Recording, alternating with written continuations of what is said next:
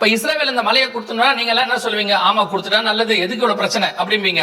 ஆனா உங்க வீட்டு கார் பார்க்கிங் கூட நீங்க யாருக்கும் தர மாட்டீங்க. நான் கேட்கறது கரெக்ட் தானே?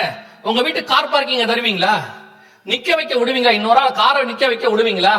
உடனே அவங்க மேல கேஸ் போடுவேன், சூப் பண்ணுவேன், அதை பண்ணுவேன், இதை பண்ணுவேன். ஏன் ஒரு கார் பார்க்கிங் விட்டு கொடுத்தா என்ன? அப்ப நான் ஒருவேளை உங்களுக்கு சொல்றேன்னு வச்சுக்கோங்க, ஏன் பிரதர் இப்படி சண்டை போடுறீங்க? கிறிஸ்துவின் அன்பு உங்க இடத்துல இல்லையா? நீங்க அந்த கார் பார்க்கிங் கொடுத்து விட்டால் என்ன, வேலையை பார்த்துட்டு போயா சொல்லுவீங்களா மாட்டீங்களா? உனக்கு வந்தாதான் அது உனக்கு தெரியும். அப்படிதான் நம்ம சொல்லுவோம். பொதுவா இஸ்ரவேலுக்கு நியாயம் செய்யும் போது நம்ம எல்லாருமே பரந்த மனசு உள்ளவங்க. நமக்குன்னு ஒண்ணு வரும்போது நாம எல்லாமே ரொம்ப குறுகின மனசு உள்ளவங்க. ஏன் ஒரு லேண்ட கொடுக்கறதுல என்ன இருக்கு? ஒரு மலையை கொடுக்க இவ்வளவு பெரிய பிரச்சனை வரதுக்கு சால்வ் பண்றதுக்கு ஒரு மலையை கொடுத்துட்டா தான் என்ன அப்படின்னு கேட்டா, சில விஷயங்கள் சில வீடுகள்ல போய் பாருங்க, நம்ம நிறைய பொருளை தூக்கி போடுவோம். நீங்க எல்லாருமே மோஸ்ட் ஆஃப் த மக்கள் இந்தியன்ஸா இருக்கிறதுனால நான் சொல்றேன், நிறைய பொருள் தூக்கி போடுவோம். நம்ம வீடுகளில் பாத்தீங்கன்னா இந்த பரணைன்னு ஒண்ணு வச்சிருப்பாங்க, லாஃப்ட்னு சொல்லுவாங்க. இங்கெல்லாம் வந்து பாத்தீங்கன்னா ஸ்டோர் ரூம்னு பின்னாடி இருக்குது, வீட்டுக்கு வெளியே பின்னாடி இருக்கும். அதுல என்ன இருக்கும்னு நினைக்கிறீங்க? பொதுவா தேவையில்லாததுல அதுல இருக்கும். ஆனா அதை தூக்கி போட மாட்டோம். எதையுமே தேவையில்லாத தானே அது. ஏன் தூக்கி போட மாட்டோம்? இருந்துட்டு போட்டோம். என்னைக்கோ ஒரு நாள் என்ன செய்யும்? யூஸ் ஆகும். ஆனா அதை தாண்டி உங்க வார்ட்ரோப்குள்ள, உங்களுடைய லாக்கருக்குள்ள சில விஷயங்கள் இருக்கும். அதுல எடுத்து பார்த்தா அது ஒரு சின்ன போட்டோ இருக்கும், இல்ல யாரோ கொடுத்த கிரீட்டிங்கா இருக்கும், இல்ல ஏதோ ஒண்ணு இருக்கும். இதை தூக்கி போடுன்னு சொன்னா நீங்க போடுவீங்களா? போட மாட்டீங்க. ஏன் போட மாட்டீங்கன்னா, உங்களை பொறுத்த வரைக்கும் அது சென்சிட்டிவ். ஒருத்தர் அன்பா கொடுத்துருக்கிறாரு, அதை நான் பத்திரமா வச்சிருக்கிறேன். ஏன் இது இங்க தேவையில்லாத தானே, ஸ்டோர் ரூம்ல போடு அப்படின்னா போட்டு போறோமா? போட மாட்டோம். ஏப்பா இது ஒரு கிரீட்டிங் கார்டு அப்படின்னா, உங்களுக்கு எனக்கு ஒரு கிரீட்டிங் கார்டு, அதை கையில வச்சிருக்கிறவங்களுக்கு அதுக்கு மேல இருக்கிறதான ஒரு பாண்டிங் இருக்கு. அதே மாதிரி தான் உலகத்தை பொறுத்த வரைக்கும் இது ஒரு மலை. ஆனால் இஸ்ரவேலை பொறுத்த வரைக்கும் அதோட ஒரு பாண்டிங் இருக்கு.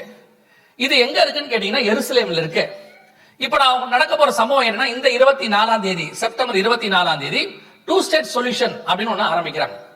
அதை வந்து கொண்டு போய் யூஎன்ல பண்ணணும்ட்டு. இப்ப யூஎன் என்ன பண்ணுது அப்படின்னு கேட்டீங்கன்னா, இது நடக்க வேண்டியது எங்கன்னு கேட்டீங்கன்னா அமெரிக்கால தான் யூஎன் உடையதான ஹெட் குவார்டர்ஸ் இருக்கு. யூஎன் சொல்லுது அமெரிக்கா வந்து இஸ்ரவேலுக்கு ஆதரவா இருக்கிறதுனால இந்த விஷயத்தை யூஎன் வந்து அமெரிக்கால நடத்தாம ஜெனீவாவை கொண்டு போய் சுவிட்சர்லாந்துல நடத்தலாம் அப்படின்னு சொல்றாங்க. இடத்த மாத்துவோம்னு சொல்றாங்க. அவ்வளவு சென்சிட்டிவா இதை ஹேண்டில் பண்றதுக்கு என்ன இருக்கு அப்படின்னு கேட்டா, இந்த எருசலேமை ரெண்டா பிரிக்க போறாங்க. அதுக்கு காரணம் இதுதான் மெயின் பிளேஸ். நான் இதை ரெண்டாவது உங்களுக்கு எக்ஸ்பிளைன் பண்றேன். முதல்ல எருசலேமை ரெண்டா பிரிக்க போறாங்க. எருசலேமை ஏன் ரெண்டா பிரிக்கிறாங்க அப்படின்னு கேட்டா, இஸ்ரவேல் பாலஸ்தீனத்தை ஆக்கிரமிப்பு செய்து கொண்டது அப்படின்னு ஃபர்ஸ்ட் சொல்றாங்க. இஸ்ரவேல் என்ன பண்ணது? பாலஸ்தீனத்தை எடுத்துக்கிச்சுன்றாங்க. எப்ப எடுத்தாங்க? 1948ல எடுத்தாங்க அப்படின்னு சொல்றாங்க. சரி, இஸ்ரவேல் 1948ல இருந்து வந்து எடுத்தாங்கன்னா அதுக்கு முன்னாடி அவங்க எங்க இருந்தாங்க? அவங்க வந்து இதை எடுக்கிறதுக்கு என்ன காரணம்னு ஒண்ணு இருக்குல்ல. எத்தனை வருஷம் கழிச்சு போனாலும் என் நாடு தான். கரெக்ட் தானே? எத்தனை வருஷம் கழிச்சு போனாலும் என் நாடு உங்க நாடு தான். இப்ப நீங்க வந்து சிட்டிசன் கூட வாங்கியிருப்பீங்க. ஊர்ல உங்களுக்கு ஒரு வீடு இருக்கு, கொடுத்துருவீங்களா ஃப்ரீயா? என்ன சொல்லுவீங்க? அது இருக்கட்டும். எதுக்கு? நீ தான் அங்க வரப்போதையே, இருக்கட்டும். இல்லைங்க, நீங்க உங்க பிள்ளைகள் எல்லாம் அங்க வரமாட்டாங்க, எல்லாம் ஆஸ்திரேலியா செட்டில் ஆயிட்டாங்க, இருக்கட்டும்.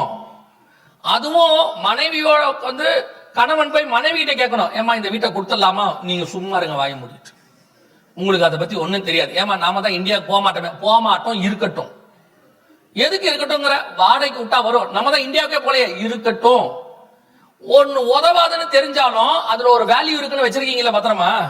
அது என்னைக்கோ யூஸ் ஆகும் நினைக்கிறீங்கல்ல. ஆனால் எருசலேமை பொறுத்த வரைக்கும் இஸ்ரவேலுக்கு 4000 வருஷம் பாண்டிங் இருக்கு. 4000 வருஷம் பாண்டிங் இருக்கு. வாசிங்க ஆதியாகமத்தின் புஸ்தகம் 14ஆம் அதிகாரம் 18வது வசனத்தை வாசிங்க. ஜெனிசிஸ் 14:18 வாசிங்க. உன்னதமான தேவனுடைய ஆசாரியராக இருந்த சாலேமின் ராஜாவாகிய மெல்கிசேதேக்கு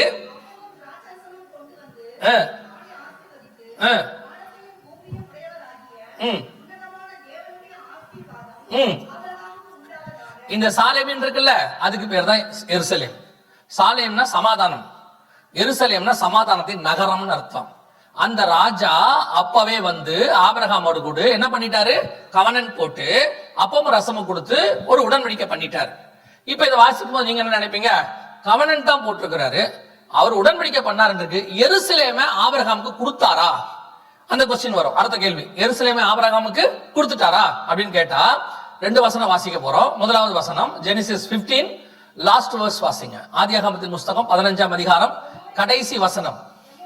எமோரியரும் கானானியரும் கிர்காசியரும் எபூசியரும் என்பவர்கள் இருக்கிறதுமான இந்த தேசத்தை, எருசலேம் இருக்கு அதுல இல்லையா? எங்க இருக்கு? எபூசியர் இருக்குல்ல, அதுக்கு பேர் தான் என்னது? எருசலேம். மத்தவங்களுக்கு சொல்லிடுறேன், நீங்க கொஞ்சம் ஞானமா இருப்பீங்க. மத்தவங்களும் அப்படியே பாக்குறாங்க, அது எப்படி எபூசி எருசலேம் ஆச்சு அப்படின்னு பாப்பாங்க. ஏன்னா அவங்க ஏற்கனவே இந்த மெசேஜ் கேட்டிருப்பாங்கன்னு நினைக்கிறேன், அதனால இருக்கும்னு நினைக்கிறேன். இல்ல அவங்களே படிச்சாலும் படிச்சிருக்கலாம் மேபி. வாசிங்க ஜட்ஜஸ், நியாயாதிபதிகளின் புஸ்தகம் 19ஆம் அதிகாரம் 10வது வசனம் வாசிங்க. ஜட்ஜஸ் 19:10 வாசிங்க. ஜட்ஜஸ் பழைய ஏற்பாட்டுல இருக்கும் பாருங்க, ஓல்ட் டெஸ்ட்மென்ட்ல. அந்த மனுஷனும் மேலும் இரண்டு கழுதைகள் மேலும் சேணம் வைத்து தன் மறுமனையாட்டியை கூட்டிக் கொண்டு எழுந்து புறப்பட்டு எருசலேமாகிய எபூசுக்கு நேராக வந்தான். எருசலேமாகிய எபூசுக்கு. அப்ப அந்த வசனத்துல தெளிவா இருக்கு, எபூசுக்கு இன்னொரு பேர் என்னது? எருசலேம். அப்போ ஆபிரகாமுக்கு கர்த்தர் வாக்கு பண்ணின போது, ஜெனிசிஸ் 15ல லாஸ்ட் வெர்ஸ்ல கர்த்தர் வாக்கு பண்ணின போது எந்த சிட்டியும் இருக்கு? எபூசும் இருக்கு, ஜெருசலேமும் இருக்கு. கர்த்தர் அப்பவே யார் கையில கொடுத்துட்டாரு? ஆபிரகாம்கிட்ட கொடுத்துட்டாரு. இப்ப அடுத்த கொஸ்டின், ஆபிரகாம்கிட்ட கொடுத்தாரு சரி, அது ஏன் இஸ்மவேலுக்கா இருக்க கூடாது? அது ஏன் ஈசாக்கா இருக்க கூடாது? அது ஏன் கேத்தூரால் சந்ததிக்கா இருக்க கூடாது? 3 பசங்க அவருக்கு இருந்தாங்கன்னு இருக்க, அதுல எந்த பையனுக்கு ஆபிரகாம் கொடுத்தாரு? இந்த கேள்வி நமக்கு வரும் இல்லையா? அடுத்த கேள்வி நமக்கு வரும் இல்லையா? வாசிங்க ஜெனிசிஸ் 25 வாசிங்க. Genesis 25, 5 and 6 வாசிங்க. Genesis 25, 5 and 6. ஆதியாகமம் 25, 5, 6.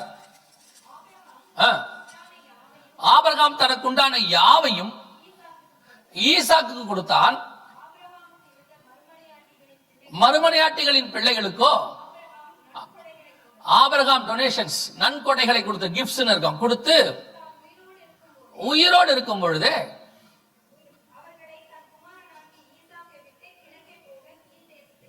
அவங்க அப்பவே அனுப்பிட்டாரு எல்லாரையும். மொத்தத்தை யார் கையில கொடுத்திருக்கிறாரு? ஈசாக்கு. சோ எருசலேம் யார் கையில தான் இருக்குது? ஈசா கையில தான் இருக்கு. ஈசாக்குடைய பையன் தான் யாக்கோபு, யாக்கோபுடைய பையன் தான் யூதா, யூதாவுடைய தான் யூதர்கள், யாக்கோபு தான் இஸ்ரவேலர்கள், யூதாவுடைய வம்சத்துல தான் தாவீது. தாவீது எருசலேமில் 33 வருஷம் என்ன பண்ணாரு? தலைநகராக வைத்து அரசாண்டார். தாவீதுடைய பையன் சாலமோன் 40 வருஷம் அரசாண்டார். அவருடைய பையன் ரெகபியாம் சாவர வரைக்கும் அரசாண்டார். இப்படி எருசலேம் இயேசு வருகிற வரைக்கும் யூதர்கள் கையில் தான் இருந்துச்சு. அதுக்கப்புறம் தான் வந்து நேபுகாத் நேச்சார் எல்லாம் பிடிக்கிறாங்க, எல்லாம் போகுது. அது வரைக்கும் யார் கையில தான் இருந்துச்சு? அவங்க கையில தான் இருக்கிறது. சோ எருசலேமுக்கும் யூதர்களுக்கும் இஸ்ரவேலருக்கும் 400 வருஷம் பாண்டிங் இருக்கு. இப்ப நீங்க என்ன சொல்லுவீங்க? ஏங்க இதெல்லாம் பழைய கதை, பைபிள் கதை, நம்மளா இப்ப எங்க வந்துட்டோம்? டெமோக்ரஸில வந்துட்டோம். இந்த காலத்துக்கு வாங்க, நீங்க போய் பைபிள் கலையை வச்சா யாராவது ஒத்துப்பானா அப்படின்னு கேட்டீங்கன்னு சொன்னா, இப்ப இந்த நீங்க காரியத்தை பாருங்க. இது 1967 ஜூன் மாசம் நடந்ததான ஒரு சம்பவம். இது என்னன்னு கேட்டீங்கன்னா, இதுக்கு பேரு 6 நாள் யுத்தம் அப்படின்னு சொல்லுவாங்க. 6 days war அப்படின்னு அவங்க சொல்லுவாங்க. இது இஸ்ரவேலுக்கும் அவங்களை சுத்தி உள்ள நாடுகளுக்கும் நடந்துச்சு. அந்த பிடிச்ச ராணுவ வீரர்கள் மிச்ச மீதி உள்ளவங்க இப்போ இவங்களை வச்சு ஒரு டாக்குமெண்ட்ரி IDF பண்ணிருக்க, இஸ்ரேல் டிஃபென்ஸ் ஃபோர்ஸ் பண்ணிருக்கிறது. இவங்க தான் அதை போய் 1967ல பிடிச்சாங்க. ஜூன் மாசம் 5ஆம் தேதி இந்த யுத்தம் ஆரம்பிச்சிச்சு. இங்க போறாங்க பாருங்க, இதான் அபிஷியலி யூதர்கள் எருசலேமுக்குள் நுழைவது, அபிஷியலி நுழைவது.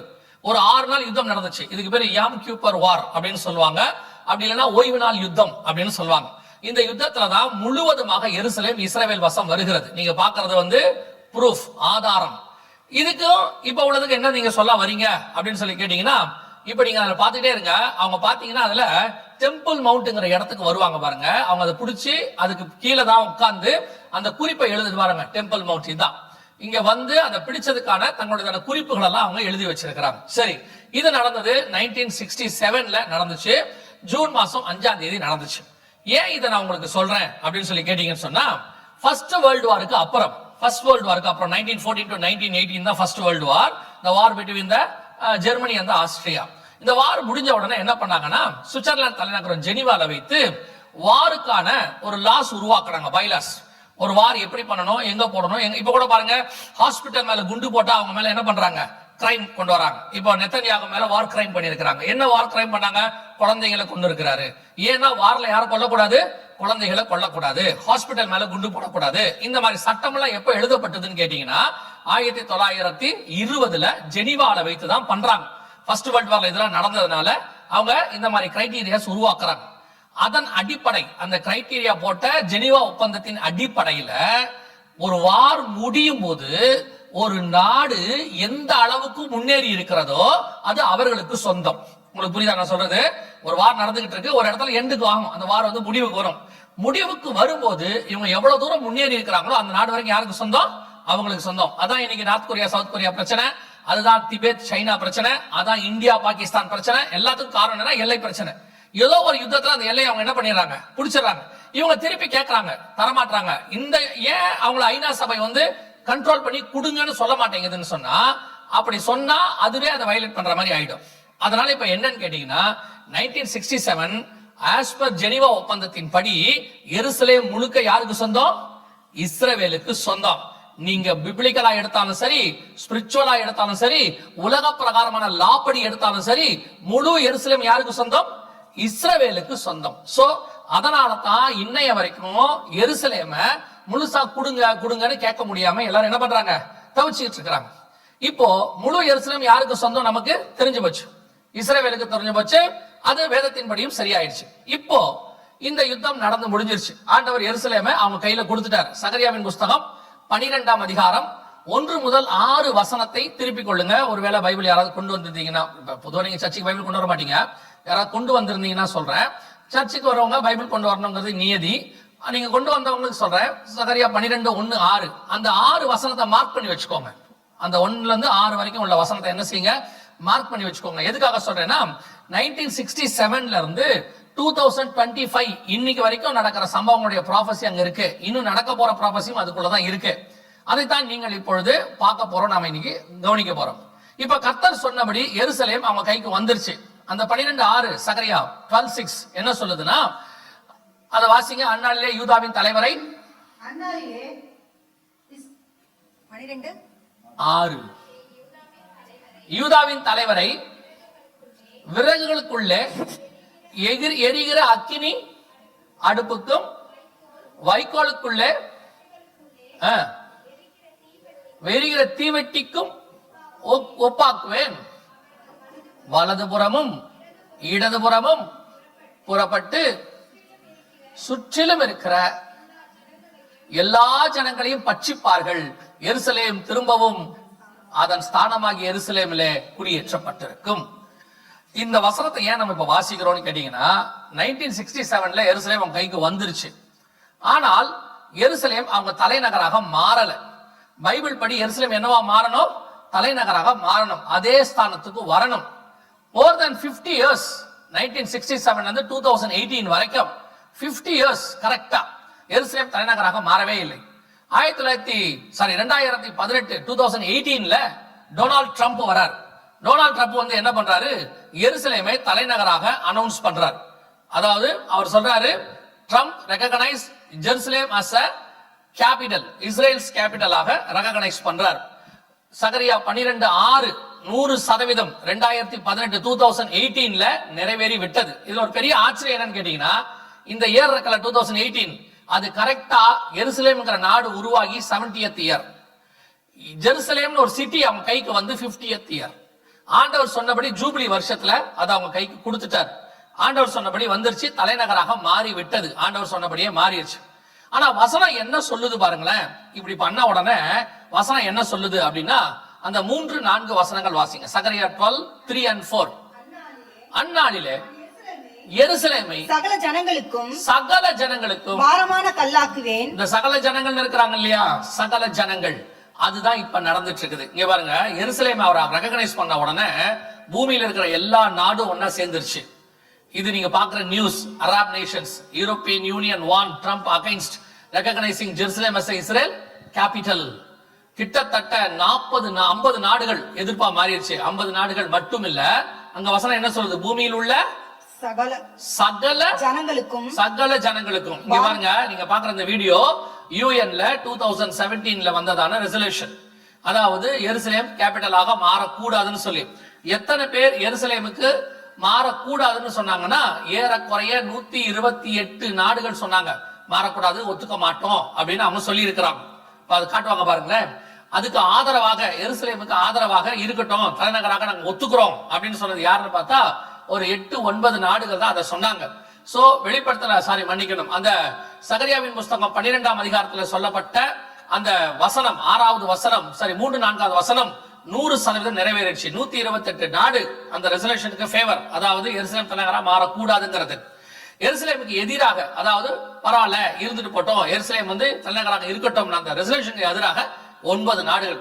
இது வேதத்தில் சொன்ன சகரியா 12:3 நாளினுடைய தீர்க்க தரிசனம் நிறைவேறுது. இது நடந்துருச்சு. ட்ரம்ப் போயிட்டார். திருப்பி இப்ப ட்ரம்ப் வந்துட்டார். அவர் வந்தவொடனே என்ன சொன்னார்னா, எருசலேம திருப்பி அதே இடத்துக்கு எல்லாத்தையும் நம்ம மாத்தணும். எம்பசி எல்லாம் மாத்திட்டார். எருசலேமுக்கு என்ன பண்ணிட்டாரு? எம்பசி எல்லாம் மாத்திட்டார். ஆனால் இப்ப வசனம் சொல்லுது, ஜனங்கள் அதுக்கு ஏகமாய் கூடிக்கொள்வார்கள். இப்ப திரும்பி என்ன பண்ணிருக்காங்கன்னு கேட்டீங்கன்னா, முந்தியாவது 128 நாடு, இப்போ ஏறக்குறைய 150-60 நாடுகள் என்ன பண்ணிருக்காங்கன்னு கேட்டா, எருசலேமை நாங்க தலைநகரா ஒத்துக்க மாட்டோம், நீங்க இஸ்ரவேலை என்ன பண்ணுங்க, எருசலேமை 2ஆ பிரிங்க, ஒரு பகுதியை பாலஸ்தீனத்துக்கு கொடுங்க, ஒரு பகுதியை இஸ்ரவேல் கையில கொடுங்க.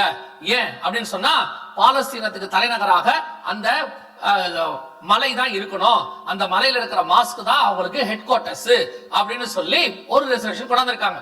ஆஸ்திரேலியா உட்பட அதுக்கு என்னவா இருக்குது? ஆதரவாக இருக்கிறது. அத்தனை பேரும் ஒன்றாக கூடி இருக்கிறார்கள். இப்ப நீங்க பார்க்கும்போது என்ன செய்யணும்னா, அத்தனை நாடும் ஒன்னா இருந்தா அப்ப அது கரெக்டா தானே இருக்கும். இவ்வளோ பேரும் ஒன்னா இருக்கிறாங்க, அப்ப கண்டிப்பா அது என்னவா இருக்கும்? நியாயமா தானே இருக்கணும். ஏன் எருசலேமை விட்டு கொடுத்துற வேண்டியதானே அப்படின்னு உங்களுக்கு தோணும். சோதோம்ல எல்லாருமே ஒன்னா தான் இருந்தாங்க. அவங்க பண்ணது சரியா தப்பா?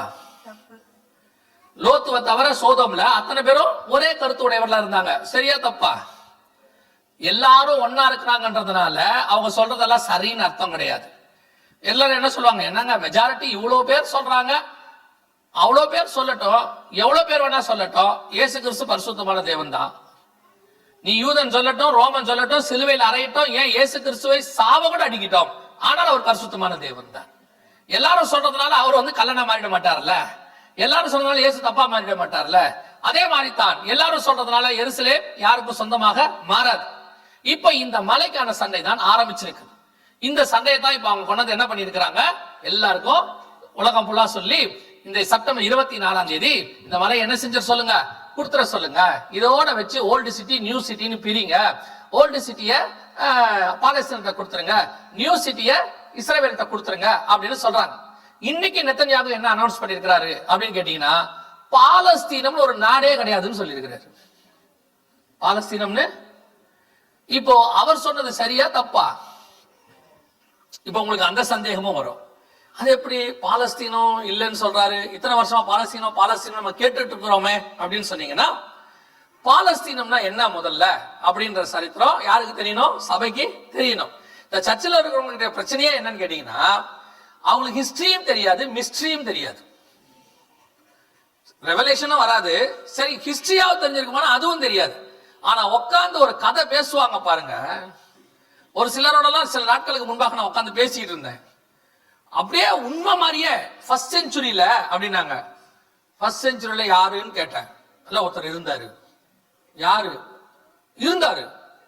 கடைசி வரைக்கும் யாருன்னு சொல்லல. அப்புறம் நான் சொன்னேன் அவர் பேர் இதானு. அப்படியா அப்படின்னாரு. எடுத்து அப்புறம் ப்ரூஃப் காட்டின பிறகு எழுந்திரிச்சு போயிட்டாரு. சில ஆட்கள் நம்மகிட்ட பேசும்போது பொய்ய ரொம்ப தெளிவா பேசுவான், கான்பிடென்டா. நமக்கு உண்மையை கான்பிடென்டா பேச வராது. அதான் இருக்கிறதுலே பிரச்சனை. நாம பரிசுத்தமான தேவனை போய் சொல்றதுக்கு பயந்து பயந்து சொல்லுவோம். ஆனா எல்ஜிபிடி காரன் தைரியமா இருப்பான் ரோட்ல. இல்ல இப்ப கூட பயமா கேக்குறாங்க, என்னங்க இப்படி எல்லாம் பேசுறீங்க, நாங்க இங்க போய் டிராக்ஸ் கூட கொடுக்க முடியாது தெரியுமா, எங்களை பிடிச்சி வச்சிருவாங்க உள்ள. அப்புறம் அவன் மட்டும் எப்படி அவ்வளவு தைரியமா வரான்? சட்டப்படி தப்பு, நேச்சுரல் படி தப்பு, அல்லது பைபிள் படி தப்பு. அவனுக்கு ஒரு அரசாங்கம் ஆதரவா இருக்கு. ஒருவேளை நாளைக்கு இதுக்கு எதிர்ப்பான அரசாங்கமும் வரலாம், ட்ரம்ப் மாதிரி. அவனுக்கே இவ்வளவு தைரியம் இருக்குன்னா, வானத்திலும் பூமியிலும் சகல அதிகாரம் தேவனை படைத்த தேவனை பத்தி சொல்றதுக்கு உங்களுக்கு ஏன் இவ்வளவு பயம்? சபை பாருங்க, பரிசுத்தமா வாழ்றதுக்கு ரொம்ப பயப்படும். எதையாவது போய் சொல்றது, சுவிசேஷம் சொல்றதுக்கு பயப்படும். பம்பிக்கிட்டே உட்காந்துருக்கோம் சர்ச்சுக்குள்ள. அது வேற சொல்லுவாங்க, அது பாஸ்டர்லாம் போய் சொல்லுவாரு, நம்ம ஜோம் பண்ணுவோம் வீட்டுக்குள்ள இருந்து. ஏன் வெளியே போனதான உதப்பான், வீட்டுக்குள்ள ஜோம் பண்ண என்ன பண்ண போறாங்க? இவங்களாம் ரொம்ப சேஃபான ஆட்கள். சோ சபை எப்பவுமே உண்மை என்ன செய்யும்? பயந்து பயந்து சொல்லும். 160 நாடு இன்னைக்கு சேர்ந்து சொல்றான், எருசலேம் கொடுத்துருங்க, பாலஸ்தீனம் கொடுங்க. பாலஸ்தீனம்னா என்ன முதல்ல? பாலஸ்தீன் அப்படிங்கிற வார்த்தை எங்க இருந்து வந்துச்சுன்னா, பைபிள்ல பெலிஸ்தியர்கள் கேள்விப்பட்டிருக்கிறீங்களா? இங்கிலீஷ்ல உங்க பேர் என்ன? பிலிஸ்டின்ஸ். அந்த பிலிஸ்டின்ங்கிற பேரை வச்ச ஆள் யாருன்னு கேட்டீங்கன்னா, அதுக்கப்புறம் அந்த பேர் அதுக்கப்புறம் போயிடுச்சு. அப்புறம் அலெக்சாண்டர் தான் என்ன பண்ணாருன்னா எருசலேமை பிடிக்கும் போது அந்த பகுதிக்கு யார் இதுக்கு பூர்வீக குடி அப்படின்னு கேட்கும் போது நீங்க பார்க்கலாம், நியாயாதிபதிகள் புஸ்தகத்துல வாசிக்கும் பொழுது 3ஆம் அதிகாரத்துல 1வது வசனத்துல வாசிக்கும் போது நீங்க பாத்தீங்கன்னா, யுத்தம் செய்ய கர்த்தர் விட்டு வைத்த ஜாதிகள் என்னவெனில் பெலிஸ்தரின் 5 அதிபதிகள் இருக்கும். அதெல்லாம் அலெக்சாண்டர் கேட்டுட்டு, ஓ இது பெலிஸ்தீனுடைய நாடா, சோ அந்த பேரை வையா அப்படின்னு சொல்லி அவர் தான் பாலஸ்தீனுங்கிற பேரை வச்சாரு. அதற்கு பிறகுதான் ரோம சாம்ராஜ்யம் வருது. அலெக்சாண்டருக்கு பிறகு ஜூலியஸ் சீசர் அவருடைய காலத்தில் அந்த பாலஸ்தீனுங்கிற பேர் என்ன ஆகுது, கண்டினியூ ஆகுது. அதுக்கப்புறம் அப்படியே போயிட்டே இருக்குது. அதுக்கப்புறம் அந்த பேர் போயிடுச்சு. 2000 வருஷமா அந்த பேர் என்னவாயிருச்சு, போயிடுச்சு. அதுக்கப்புறம் இஸ்ரவேல் வரும்போது அவங்க அந்த பேருக்கு என்ன வைக்கிறாங்க, பேரு இஸ்ரேல்னு பேர் வைக்கிறாங்க. இப்போ 1948ல மே 14 அவங்களுக்கு என்ன ஆகுதுன்னு கேட்டீங்கன்னா, தனி நாடு கிடைக்குது. தனி நாடு கிடைச்ச பிறகு அவங்களுக்கு எதிராக ஏறக்குறைய இந்த ஸ்டேட் பாண்ட் ஏறக்குறைய 7 நாடுகள், அரபு நாடுகள் இஸ்ரேலுக்கு அகைன்ஸ்டா வார் அனௌன்ஸ் பண்றாங்க. இந்த வாருக்கு பேரு வார் ஆஃப் இண்டிபெண்டன்ஸ் அப்படின்னு பேரு. இது நடந்துச்சு. இஸ்ரேல் உருவாகி ஒரு நாள் தான் ஆகுது, ஒன்லி ஒன் டே, ஒரு நாள் குழந்தை. சுத்தி இருக்கிற 7 நாடுகளும் ஜோர்டான்ல இருந்து ஈஜிப்ட்ல இருந்து எல்லாம் 7 நாடுகள். இவங்க எல்லாருமே first world war second world வார பார்த்த ஜைன்ஸ். சோ என்ன நினைச்சாங்கன்னா, இந்த 7 நாடுகளும் ஒரு நாள்ல இஸ்ரேலை க்ளோஸ் பண்ணிடுவாங்க. க்ளோஸ் பண்ண பிறகு முழு இஸ்ரேல் அந்த பகுதி பாலஸ்தீன பகுதி முழுவதும் 7 நாடுகள் வசம் வந்துடும் நினைச்சாங்க. அப்போ யுத்தம் ஸ்டார்ட் ஆகிறதுக்கு முன்னாடி அன்னைக்கு இஸ்ரேலுக்கு பிரதமராக இருந்தவர் பேரு டேவிட் பென் குரியன். இங்க இருக்காரு பாருங்க, இவர் தான் டேவிட் பென் குரியன். இவர் அன்னைக்கு ஜெருசலேம் போஸ்ட், அன்னைக்கு அதுக்கு பேரு பாலஸ்தீனியன் போஸ்ட், இங்க இருக்கு பாருங்க, இதுக்கு பேரு பாலஸ்தீனியன் போஸ்ட். அன்னைக்கு அதுல ஒரு அனௌன்ஸ்மெண்ட் கொடுத்தார். யுத்தம் ஆரம்பிக்க போது யாரும் வெளியே போக வேண்டாம், நாம சேர்ந்து யுத்தம் பண்ணுவோம், யுத்தத்தின் முடிவுல உள்ள இருக்கிற நம்ம பேச்சுவார்த்தை செஞ்சு நாம சமாதானமா போவோம்னு சொல்லி அரப்ஸ்க்கு ஒரு அனௌன்ஸ்மெண்ட் கொடுத்தார். ஆனா உள்ள இருந்த அரப்ஸ் என்ன பண்ணாங்க, நாங்க சுத்தி இருக்கிற 7 நாடுகளோட கூட போறோம், உங்க கூட இருந்து சாக மாட்டோம்னு சொல்லிட்டு எல்லாரும் வெளியே போயிட்டாங்க. அரப்ஸ் எல்லாம் வெளியே போயிட்டாங்க. பாலஸ்தீனர்கள் சொல்றவங்க வெளியே போயாச்சு. யுத்தம் ஆரம்பிச்சிச்சு. அவங்க நினைச்ச மாதிரி ஒரு நாள் 2 நாள்ல முடியல. யுத்தம் எவ்வளவு நாள் போச்சு அப்படின்னு பாத்தீங்கன்னா, அதுல வரும் பாருங்க, மோர் தென் 2 இயர்ஸ் யுத்தம் போயிட்டே இருந்துச்சு. 1948ல ஆரம்பிச்சிச்சு, 15th ஆரம்பிச்சிச்சு, அடுத்து 1950க்கு மேல போயிட்டே இருக்குது யுத்தம். கிட்டத்தட்ட 2 வருஷத்துக்கு மேல போகுது. அந்த யுத்தம் முடிவுக்கு வரவே இல்லை. கடைசியாக யுத்தம் முடியும் பொழுது நீங்க பாத்தீங்கன்னா 7 நாடுகளும் தோற்று விட்டது, இஸ்ரவேல் ஜெயித்து விட்டது. அல்லேலூயா. இந்த 7 நாடுகளை ஜெயிக்கிறதுக்கு இஸ்ரவேல்ட்ட ராணுவம் பத்தாது. ஆனா இஸ்ரவேலின் ராணுவங்களின் தேவன் ஒருத்தர் இருக்கிறாரு. அவர் தான் இந்த 7 நாடுகளை ஜெயிப்பதற்கு ஆண்டவர் அவர்களுக்கு உதவி செய்தார். அது நிறைய சாட்சிகள் இருக்கு எப்படி ஜெயிச்சாங்க. சோ இப்ப இந்த வார் ஆஃப் இண்டிபெண்டன்ஸ் நடந்துச்சு, அவங்க ஜெயிச்சாங்க. ஜெயிச்ச உடனே இந்த டேவிட் பென் குரியன் என்ன சொன்னார்னா, ஆபத்துல நம்மளை விட்டு பாலஸ்தீனர் என்ன பண்ணிட்டாங்க, வெளியே போயிட்டாங்க. இனிமேட்டு அவங்களை என்ன செய்யாதீங்க, நாட்டுக்குள்ள விடாதீங்க, எல்லா பார்டரையும் க்ளோஸ் பண்ணுங்க, க்ளோஸ் பண்ணாரு. அப்படி வெளியே போனாங்கல்ல, அப்படி வெளியே போனவங்களுக்கு பேர் தான் என்னது, பாலஸ்தீன அகதிகள் அப்படின்னு பேர். இப்ப அவங்க அங்க இருக்காங்க. ஃபார் எக்ஸாம்பிள், இப்ப உள்ளுக்குள்ள பிரச்சனை, இவங்க எல்லாரையும் வெளியே போக சொன்ன, இவங்களா வெளியே போயிட்டாங்க, எல்லாம் கார் பார்க்கிங்க்கு போயிட்டாங்க. இப்ப இவர் சொன்னாரு டோரை க்ளோஸ் பண்ணுன்னு சொல்லிட்டாரு. டோரை, ஏன்னா எல்லாம் அங்க நிக்கிறாங்க கார் பார்க்கிங்ல, டோரை க்ளோஸ் பண்ணினாரு, சர்ச்சை க்ளோஸ் பண்ணிட்டோம்னு வச்சுக்கோங்க. இப்ப கிட்டத்தட்ட 70 வருஷமா கார் பார்க்கிங்ல இருக்காங்க அவங்க.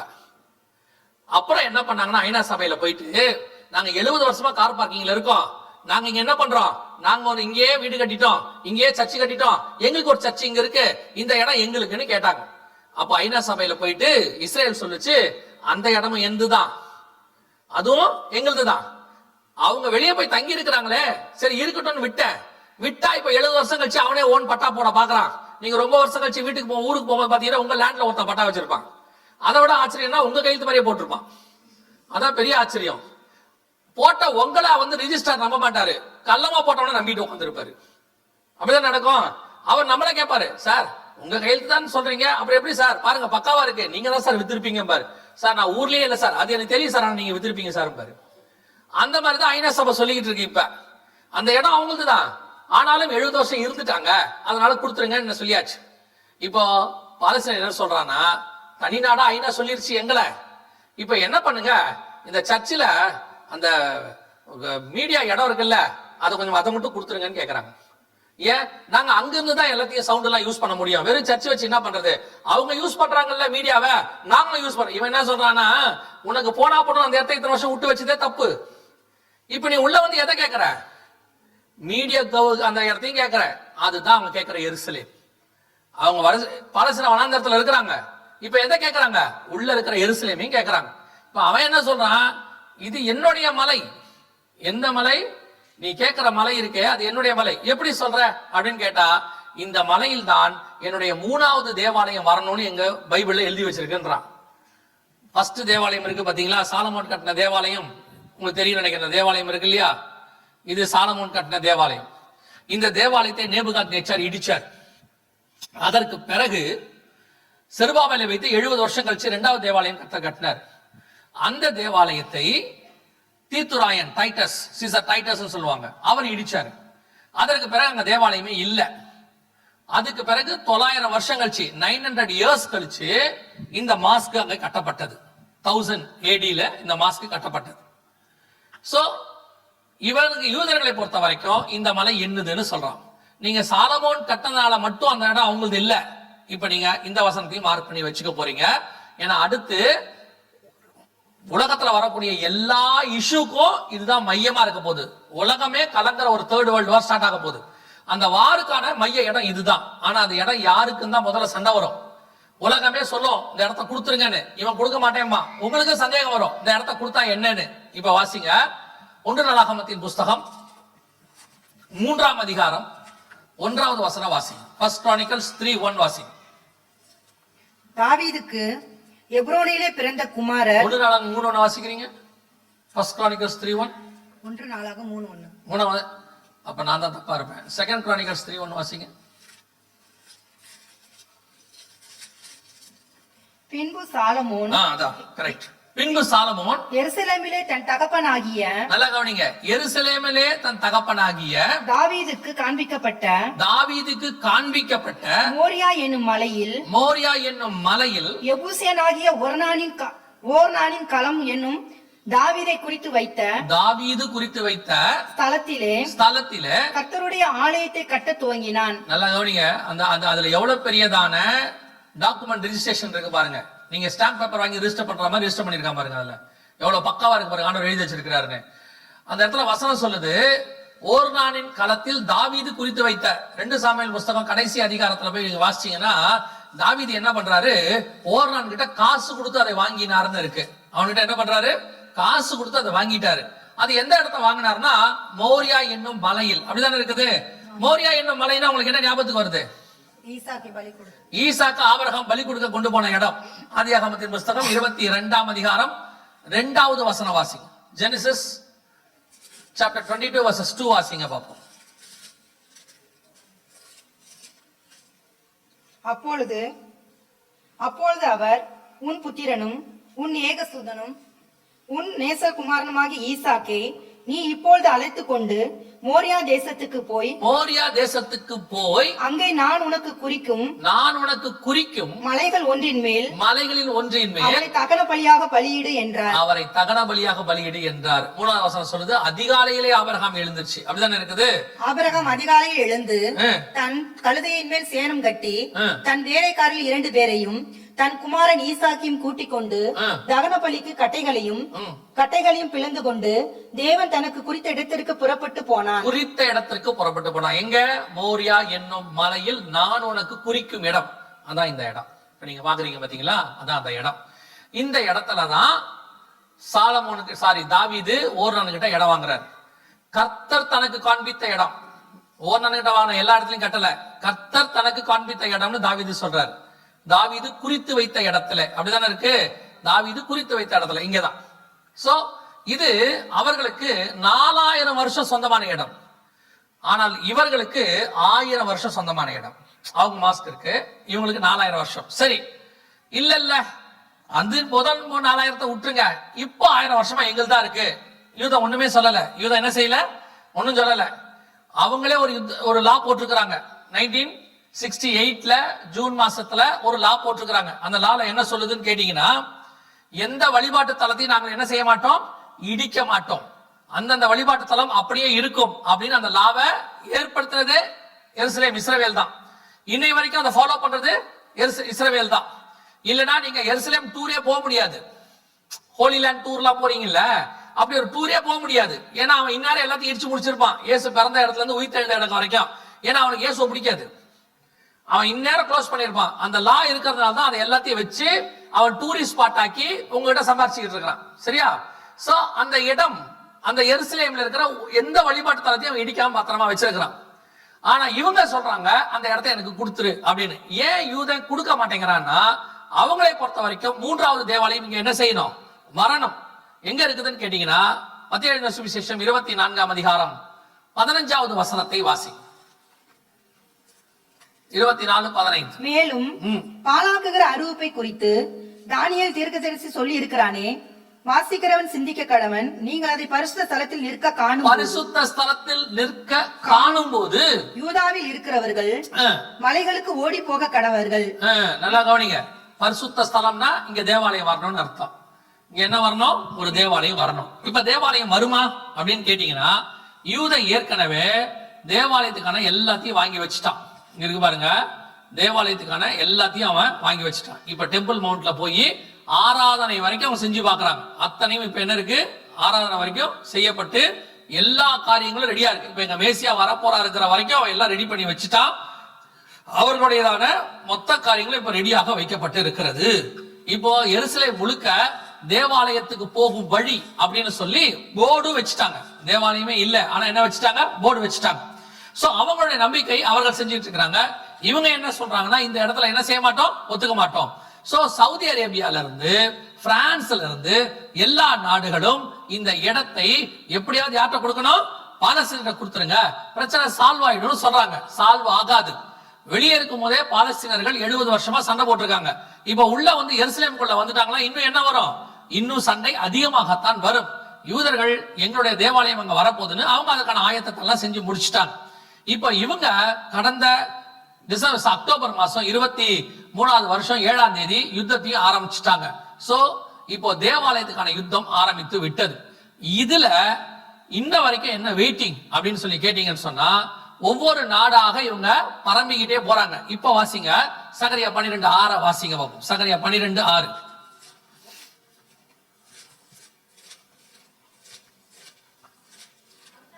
அந்நாளிலே யூதாவின் தலைவரை, நல்லா கவனிங்க, அந்நாளிலே உள்ள யூதாவின் தலைவர் யாரு? எருசலேம் இஸ்ரவேலுக்கு தலைநகரா மாறும்போது இருக்கிற தலைவரை பத்தி அங்க பேசுது. அந்நாளிலே யூதாவின் தலைவரை, எருசலேம் திரும்பவும் தன் ஸ்தானமாக எருசலேமிலே குடியேற்றப்பட்டிருக்கும் இருக்கு. எருசலேம் மீண்டும் தலைநகராக மாறும்போது அங்க இருக்கிற யூதாவின் தலைவரை பத்தி பேசுது. இன்னைக்கு அது யாரை பத்தி சொல்லப்பட்டிருக்க ப்ராபசின்னு கேட்டீங்கன்னா, பென்யமின் நெத்தன்யாகு பத்தி சொல்லப்பட்டிருக்கிற ப்ராபசி. அந்நாளிலே யூதாவின் தலைவரை பென்யமின் நெத்தன்யாகுவை தொடர்ந்து வாசிங்க.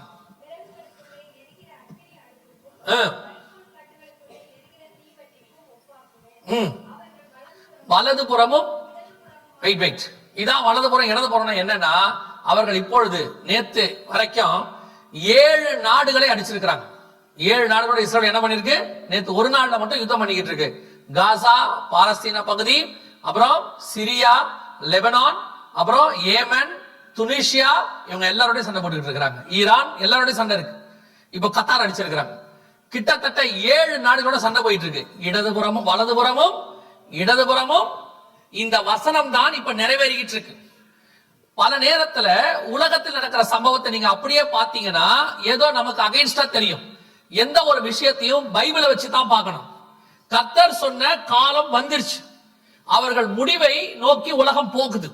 உங்களுடைய வருகைக்கும் உலகத்தின் முடிவுக்கும் அடையாளம் என்ன? யுத்தங்களின் செய்திகளையும் கேள்விப்படுவீர்கள். கடைசி காலத்தில் எந்த யுத்தம் நடக்கணுமோ அது வந்தாதான் உலகத்தின் முடிவு வரும். அந்த யுத்தம் தான் ஸ்டார்ட் ஆயிருக்கு. அந்த யுத்தத்துல ஒரு பகுதியா தான் வலதுபுறமும் இடதுபுறமும் என்ன செய்யறாரு? பரம்புறாரு. இப்ப ஒவ்வொரு நாட்டை இப்ப பாருங்க, எல்லாரும் அகைன்ஸ்ட் ஆயிட்டாங்க. நேத்து மட்டும் என்ன எழுதிட்டாங்கன்னா, கத்தார கை வைக்க கூடாது, கத்தார கை வச்சது தப்பு, கத்தார் அதுக்கு பழி வாங்காம விடாது, என்னன்னோ சொல்றாங்க. இப்ப கூட கத்தார் அவங்க மேல பொருளாதார தடை போட்டுருச்சு, எத்தனையோ காரியங்களை அங்க தடை போட்டான், கத்தார் போட்டான். ஆனால் கொஞ்சம் கூட பென்யமின் நெத்தன்யாகு அதுக்கு என்ன பண்ணல? ரெஸ்பான்ஸே பண்ணல. அடுத்து அவர் போயிட்டே இருக்காரு, காசாக்குள்ள போறாரு. இந்த வசனத்தின் படி பாத்தீங்கன்னா அவர் பண்றது உங்களுக்கு சரியாக இருக்கும். ஆனால் நீங்கள் உலக பிரகாரமாய் பாத்தீங்கன்னா அது அவர் பண்றது தப்பாக இருக்கும். இப்ப பெஞ்சமின் நெத்தன்யாகு இதை செஞ்சுக்கிட்டே இருக்கிறாரு, வலதுபுறம் இடதுபுறம் பரம்புறார். இப்ப இதோட கூட யார் வந்து ஜாயின் பண்ணணும்னு கேட்டீங்கன்னா வடக்கு பக்கத்துல இருந்து ஒரு ஆள் வந்து ஜாயின் பண்ணும். வாசிங்க 39ஆம் அதிகாரம் எசேக்கியேல் புஸ்தகம் 2வது வசனம் 39:2. நான் உன்னை திருப்பி உன்னை 6 துறடுகளால் இழுத்து. நான் உன்னை திருப்பி உன்னை 6 துறடுகளால் இல்லங்க, நான் உன்னை திருப்பி உன்னை 6 துறடுகளால் இழுத்து. நான் உன்னை திருப்பி உன்னைனா அது வந்து அவர் திருப்பி டர்ன் நியூ டர்ன் எடுத்து எங்கேயோ போன மாதிரி ஆயிடும். நான் உன்னை திருப்பி உன்னை 6 துறடுகளால் இழுத்து. 6 துறடுகளால் இழுத்து உன்னை வடபுறங்களிலிருந்து எழும்பவும். எங்க இருந்து வரணும்? வடபுறங்களிலிருந்து. வடபுறங்களிலிருந்து வர வேண்டும் என்று வேதம் சொல்லுது. வடபுறம்ல இருந்து யார் வரணும் அப்படின்னா அந்த பேரையும் கொடுத்துட்டார். வாசிங்க 38:2 வாசிங்க. 38:2 வாசிங்க. மனுபுத்திரனே, நீ மேசேக் தூபால் ஜாதிகளின் தலைமையான மேசேக் தூபால் ஜாதிகளின் தலைமையான அதிபதியாகிய மாகோகு தேசத்தானான மாகோகு தேசத்தானான கோகுசுக்கு எதிராக கோகுக்கு எதிராக நீ உன் முகத்தை திருப்பி. இந்த யார் இருந்தாலு? மாகோகு தேசத்தானாகிய மேசேக் தூபால், இந்த ரெண்டுத்துக்கு ஒரு தலைவர் இருப்பாரு. அவர் எங்க இருந்து வருவாரு? வடக்கு பக்கத்துல இருந்து வருவாரு. அவர் யாரு அப்படின்னு கேட்டா இப்ப தமிழ்ல உங்களுக்கு படிச்சா உங்களுக்கு புரியாது, சரியா? தமிழ்ல இருந்து அது எல்லாமே நோவாவுடைய பேர பசங்க. அதுல பர்டிகுலர் ஒரு வேர்டு விட்டுருக்கு. என்கேஜிவி வெர்ஷன் இருக்கா, இல்ல அமெரிக்கன் ஸ்டாண்டர்ட் வெர்ஷன் யாராவது வச்சிருக்கீங்களா? ஏஎஸ்வி வச்சிருக்கீங்களா? எசேக்கியேல் 38:2 வாசிங்க brother. Ezekiel 38:2. Son of man, God, the prince of Rosh என்ற வார்த்தை இருக்கு பாத்தீங்களா, அது வந்து தமிழ்ல வந்து மிஸ் ஆயிருக்கும். அந்த பிரின்ஸ் ஆஃப் ராஷ்னா யாரு அப்படின்னு கேட்டீங்கன்னா மேசேக் தூபால், மாஸ்கோ திபிலிசி அப்படின்னு 2 சிட்டி இருக்கு. இந்த ரெண்டுத்துக்கும் தலைமையான அதிபதி தான் ராஷ். வடக்கு பக்கத்துல இருக்க ரஷ்யா. நம்ம ரஷ்யான்னு இங்கிலீஷ்ல சொல்ற மாதிரி தமிழ்ல எழுதும்போது ருஷ்யான்னு எழுதுவாங்க. அதுவே மலையாளத்துல ருஷே அப்படின்னு சொல்லுவாங்க. ஒவ்வொரு லாங்குவேஜ்லயும் ஒவ்வொரு விதமா சொல்ற மாதிரி இங்க பைபிள்ல ஹீப்ருல ராஷ்னே இது இருக்கு. எங்க இருந்து வரணும்? வடக்கு பக்கத்துல இருந்து வரணும். இவர்கள் தான் தலைவராக இருந்து நடத்தணும். இப்ப என்ன நடக்க போகுது அப்படின்னு சொல்லி கேட்டீங்கன்னா இந்த யுத்தமானது ஒவ்வொரு நாட்டும் எக்ஸ்பேண்ட் ஆகிட்டே இருக்கும் பொழுது ரஷ்யாவானது ஈரானோடு கூட சேர்ந்து வரணும். அதே 38ஆம் அதிகாரம் 5வது வசனம் வாசிங்க. 38:5. அவர்களோட கூட பெர்சியரும். பெர்சியானா ஈரான். இன்னைக்கு இருக்கிற ஈரானுக்கு பேர் தான் என்னது? பெர்சியா. என்ன ஆச்சரியம்னு கேட்டீங்கன்னா ரஷ்யாவோட கூட ஈரான் இருக்கணும்னு பைபிள் சொல்லுது. ஆனா ஈரான் 1984 வரைக்கும் அமெரிக்கா கூட தான் இருந்துச்சு. 1984 வரைக்கும் அமெரிக்கா கூட தான் இருந்துச்சு. ஆனா பைபிள் சொல்லுது கடைசியா ஈரான் யாரோட வரணும்? ரஷ்யா கூட வரணும்னு. இப்ப ஈரான் யார் கூட இருக்கு? ரஷ்யாவுடைய மெயின் சப்போர்ட்டர். ஈரான் மேல கை வச்சா ரஷ்யா உள்ள இறங்குது அந்த அளவுக்கு. சோ இப்ப என்ன நடக்க போகுதுங்கிறத மாத்திரம் சொல்லிட்டு நான் ஜோமனி முடிக்க விரும்புகிறேன். கவனிங்கள். இப்ப என்ன நடக்க போகுதுன்னு கேட்டீங்கன்னா நீங்க பாக்குற இந்த இடம் இருக்கு இல்லையா, இந்த மலையில இந்த இடம், இந்த இடத்தை கன்ஃபார்மாக இஸ்ரவேல் கைப்பற்றும். அந்த நேரத்துல இந்த மாஸ்க் இருக்கிற இடத்தை அவங்க எடுக்கும்போது கண்டிப்பாக இந்த மாஸ்க் ரிமூவ் ஆகும் அங்க இருந்து. அதுக்கு ரிமூவ் ஆகிறதுக்கு 2 ரீசன் இருக்கும். இதெல்லாம் கதை மாதிரி சொல்லிட்டு போல அடுத்த சில மாசங்கள் வருஷங்களுக்குள்ள நடக்கிற விஷயம். நம்ம ஜெனரேஷன்ல நம் கண்கள் பார்க்க போகிற ப்ராபசி. நான் சொல்ற ப்ராபசில பைபிள்ல உள்ள ப்ராபசி. நான் ப்ராஃபட் கிடையாது. ப்ராஃபட் தனியா வருவாங்க உங்களுக்கு அப்புறமா. நான் ப்ராஃபட் கிடையாது. சோ இது வந்து பைபிள்ல உள்ள ப்ராபசி. அடுத்த சில மாசங்கள் சில வருஷங்கள்ல இந்த இடத்தை ரிமூவ் பண்ணி இந்த மாஸ்க ரிமூவ் பண்ணிடுவாங்க. அதுக்கு ரிமூவ் ஆகிறதுக்கு 2 ரீசன் இருக்கலாம். ஏதாவது ஒண்ணு வார்லயே இதை இடிச்சாலும் இடிச்சிடுவாங்க. இன்னைக்கு மெக்காக்கு மேல இருக்கிற மெக்காவோ மெதினாவோ ஏதோ ஒண்ணு, இன்னைக்கு நான் சொல்றது இன்னைக்கு மெக்காக்கோ மெதினாவுக்கோ மேல இருக்கக்கூடியதான அந்த மாஸ்க் மேல அவங்களுக்கு வெரி இம்பார்ட்டன்ட் மாஸ்க், இதை விட அதான் இம்பார்ட்டன்ட். அது மேல மிசைல் விட்டுருக்காங்க. மிசைல் கிராஸ் பண்ணி போயிருக்குது. ஆனா தாக்கல, கிராஸ் பண்ணி போயிருக்கு. இதை இடிச்சிருவாங்க. ஒருவேளை அப்படி இடிக்கப்படாவிட்டால் நீங்கள் பார்க்கும்படி மிகப்பெரியதான ஒரு பூமி அதிர்ச்சி இஸ்ரவேல்ல வரும். எப்படி சொல்றீங்க அப்படின்னு கேட்டா அங்கே வாசிங்க. 38:19 வாசிங்க. எசேக்கியேல் 38:19. அந்நாளிலே இஸ்ரவேல் தேசத்திலே பெரிய அதிர்ச்சி உண்டாகி, பெரிய அதிர்ச்சி எவ்வளவு தெரியுமா? மினிமம் 6க்கு மேலதான் பெரிய அதிர்ச்சி மேக்னிடியூட்ல. இன்னைக்கு ரஷ்யாவில் 7.1, இன்னைக்கு காலையில ரஷ்யால 7.1. இப்போ இஸ்ரவேல்ல மிகப்பெரிய பூமி அதிர்ச்சி ஒண்ணு வரும். அதுல இது விழலாம், இல்ல வார்ல விழலாம். கண்டிப்பாக இந்த மாஸ்க் இடியறதை நீங்கள் பார்ப்பீர்கள். இடிஞ்சாவது இதனால வார் ஸ்டார்ட் ஆகி அதனுடைய முடிவிலையோ நடுவிலையோ இந்த மாஸ்க் விழும். இந்த மாஸ்க் விழுறதை பார்க்கறதா சர்ச்சுக்கான லாஸ்ட் சைன். திருப்பியும் சொல்றேன், உங்கள் சபைக்கு நான் வந்தது நீ வாளாகாமல் தலையாவாய், இந்த வருஷத்துல உனக்கு ஒரு கர்த்தர் வீடு கொடுப்பார், இங்கே ஒரு சகோதரி உண்டு உன்னை பலுகி பெருக பண்ணுவார், ஆஸ்திரேலியா தேசத்துல உன்னை பிரதமராக்குவார்ன்றதுக்கெல்லாம் நான் வரல. அதுக்கான வேலையும் எனக்கு இல்ல. உங்களுக்கு வந்தது டு கிவ் த காஷன், எச்சரிப்பு கொடுப்பதற்கு. என்ன எச்சரிப்புனா, we are all standing in the last seconds. சில நிமிஷங்கள் மாத்திரம் பாக்கி இருக்கிறது கர்த்தரை சந்திப்பதற்கு. வாசப்படியில் நின்று கர்த்தர் தட்டுகிற சத்தம் இது. உங்களுக்கு ஆண்டவர் சொல்லுகிறது, உங்கள் கண்கள் காண அந்த மாஸ்க் கீழே விழும். அதுதான் உங்களுக்கு சொல்லப்படுகிற கடைசி அடையாளம். எப்படி சொல்றீங்க? லூக்கா எழுதின சுவிசேஷம் 21ஆம் அதிகாரம் 24வது வசனத்தை வாசி. 21-24 வாசி. பட்டய கருக்கினாலே விழுவார்கள், சகல புறஜாதிகளுக்குள்ளும் சிறைப்பட்டு போவார்கள். புறஜாதியாரின் காலம் நிறைவேறும் வரைக்கும், புறஜாதியாரின் காலம் நிறைவேறும் வரைக்கும் எருசலேம் புறஜாதியாரால் மிதிக்கப்படும். அப்ப நல்லா கவனிங்க, 1967 வரைக்கும் அங்க ஒரு யூதங்களுடைய கால் கூட படல, ஒன்லி புறஜாதியார் பாதங்கள் மட்டும் பட்டுச்சு. 1967 இருந்து 2025 வரைக்கும் யூத காலம் புறஜாதியார் காலம் சேர்ந்து பட்டுக்கிட்டு இருக்குது. இப்போ யூத உள்ளுக்குள்ள எல்லா ரிச்சுவல்ஸ் செய்ய வந்துட்டான், எல்லா சடங்காச்சாரங்கள் செய்ய வந்துட்டான். இன்னும் கொஞ்ச நாளில் இனி யூதனுடைய கால்கள் மட்டும் அங்கே படும், வேற யாருடைய காலும் படாது. அதை ஹோலி சைட்டா மாத்திடுவான். அதான் அங்க வசனம் சொல்லுது. அவன் ஹோலி சைட்டா மாத்தணும், வேற யாரும் உள்ள வரக்கூடாதுன்னா அவங்களுடைய வழிபாட்டு தலம் இங்க இருக்க கூடாதுன்னு அர்த்தம். இருந்தா அவங்க கண்டிப்பா என்ன செய்வாங்க? உள்ளே வருவாங்க. சோ இது உலக பிரகாரமான அடையாளம். ஸ்பிரிச்சுவலி உங்களுக்கு சொல்லணும்னா, புறஜாதியாரின் காலம்னா சபையின் காலம். நாம தான் 2000 வருஷம் புறஜாதி காலம். இந்த புறஜாதியாரின் காலம் நிறைவேறும் வரை எருசலேம் புறஜாதியாரால் மிதிக்கப்படும். இப்ப அவங்க மிதிச்சிட்டு இருக்காங்க.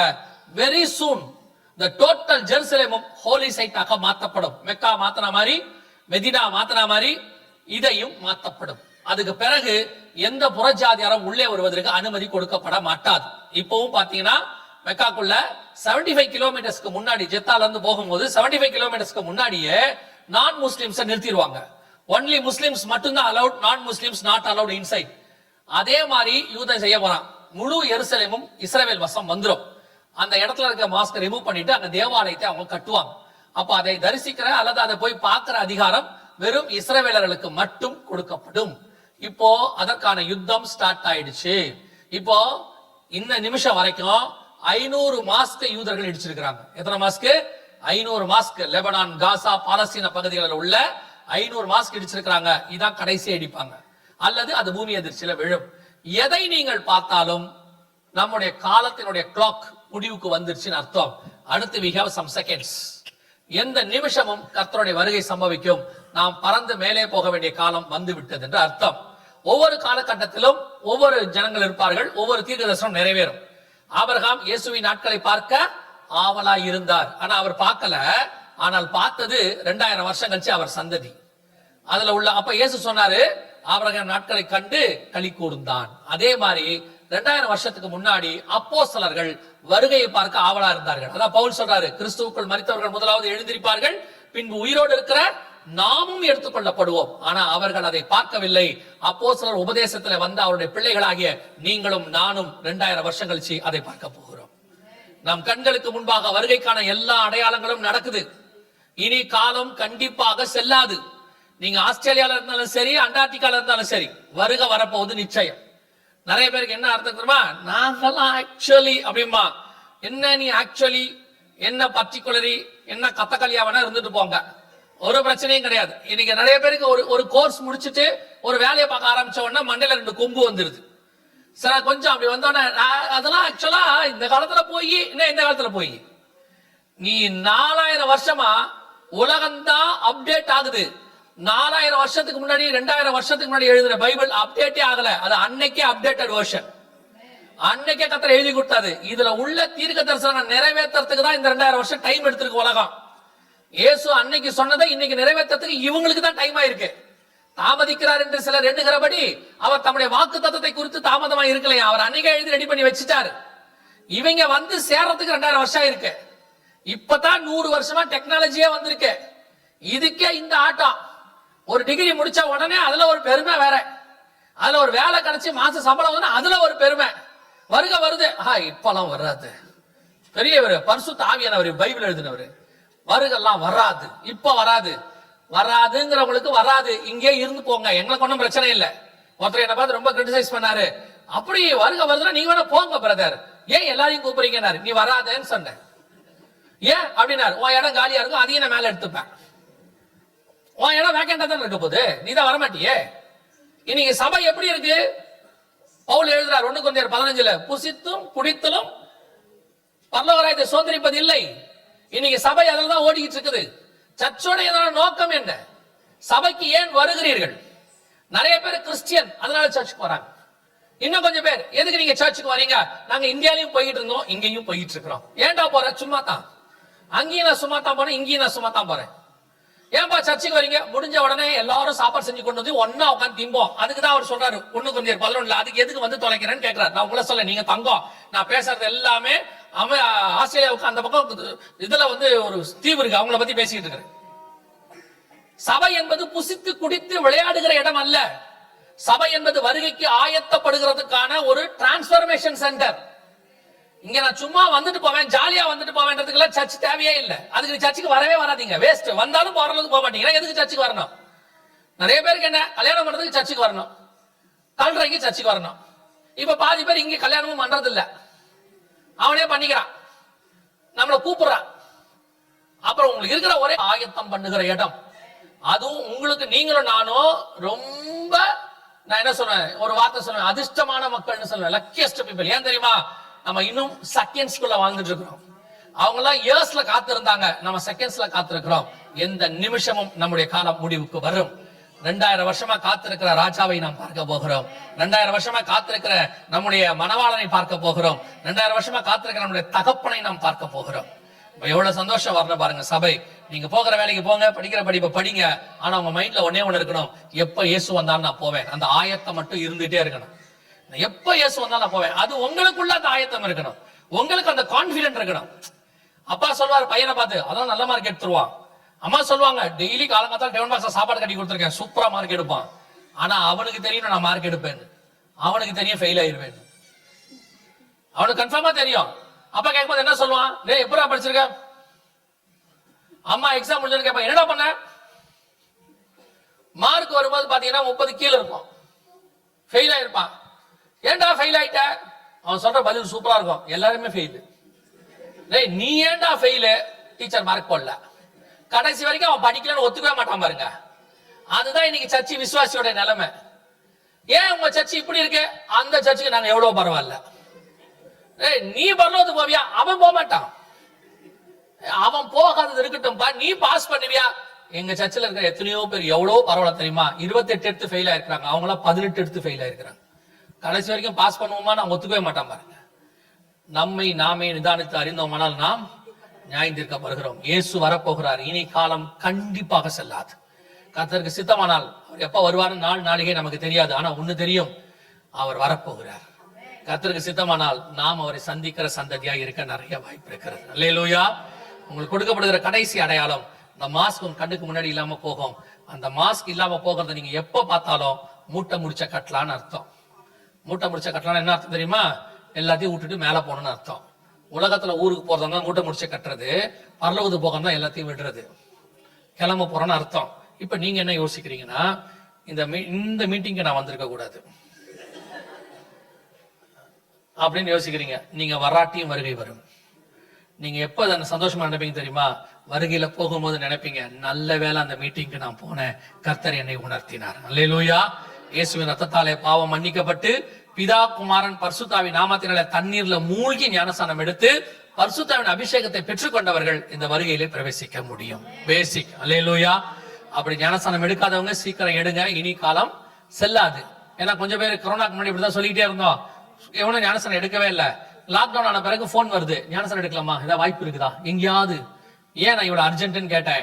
எதிர் வீட்டுல ஒருத்தர் செத்துட்டாரு, நேத்து பக்கத்து வீட்டுல ஒருத்தர் செத்துட்டாரு, நாளைக்கு நம்ம வீட்டுல வரதுக்கு எவ்வளவு நேரம் ஆக போகுது, அதுக்குள்ளேயே 3 நாள் சொன்னேன், முக்கிலாம் எடுக்க முடியாது, திறக்கிற வரைக்கும் கொஞ்சம் வெயிட் பண்ணுங்க. என்ன இவ்வளவு பொறுப்பு இல்லாம பேசுறீங்க பாஸ்டர், எங்கேயாவது ஒரு ஞானஸ்தானம் கொடுங்களேன். கொடுக்க முடியாது. அப்ப நான் என்னதான் பண்றது? சாகாம பாத்துக்கோங்கன்னு சொன்னேன். இன்னைக்கு வாய்ப்பு இருக்குது, இன்றைய ரட்சண்ய நாள். கர்த்தர் வாய்ப்பு கொடுக்கும் போது உங்களை தேவனுக்கு ஒப்பு கொடுங்க. ஞானஸ்தானம் எடுக்காதவங்க ஞானஸ்தானுக்கு ஒப்பு கொடுங்க. பரிசுத்த அபிஷேகம் பெறாதவங்க கர்த்தர்ட்ட வாஞ்சியா கேளுங்க. வாஞ்சியும் தவணமுள்ள ஆத்துமாக்களை கர்த்தர் நிரப்ப வல்லமை உள்ளவராகிறேன்.